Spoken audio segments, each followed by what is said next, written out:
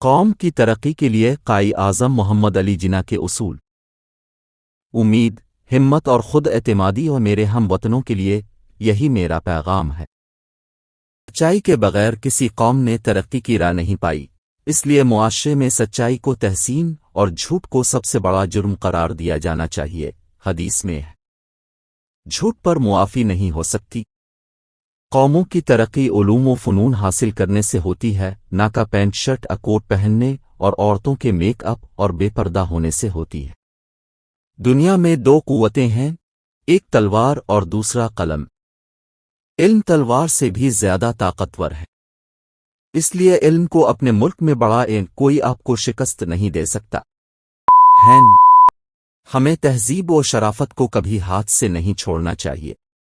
میں اپنے نوجوانوں کو یہ بات اچھی طرح بتا دینا چاہتا ہوں کہ وہ خدمت، ہمت اور برداشت کے سچے جذبات کا مظاہرہ کریں، ایسی شریفانہ اور بلند مثالیں قائم کریں کہ آپ کے علم ہم عصر اور آنے والی نسلیں آپ کی تقلید کریں۔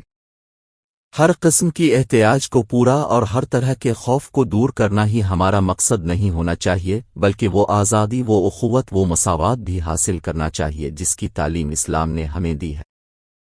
بڑے سے بڑے اور چھوٹے سے چھوٹے ہم سب مملکت کے ملازم اور خادم ہیں۔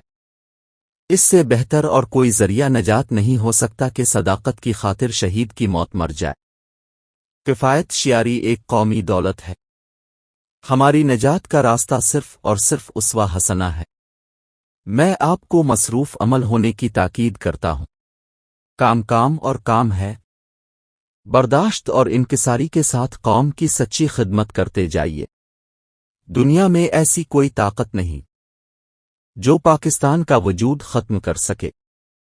ہم جتنی زیادہ تکلیفیں سہنا اور قربانیاں دینا سیکھیں گے، اتنی ہی زیادہ پاکیزہ، خالص اور مضبوط قوم کی حسرت سے ابھریں گے۔ جیسے سونا آگ میں تب کر کندن بن جاتا ہے۔ ہم نے پاکستان حاصل کر لیا، لیکن یہ ہمارے مقصد کی ابتدا ہے، ابھی ہم پر بڑی ذمہ داریاں ہیں۔ حصول پاکستان کے مقابلے میں اس ملک کی تعمیر پر کہیں زیادہ کوششیں صرف کرنی ہے اور اس کے لیے قربانیاں بھی دینی ہے۔ کتنے پیکر کیے، پھر یہ پیکر بنا۔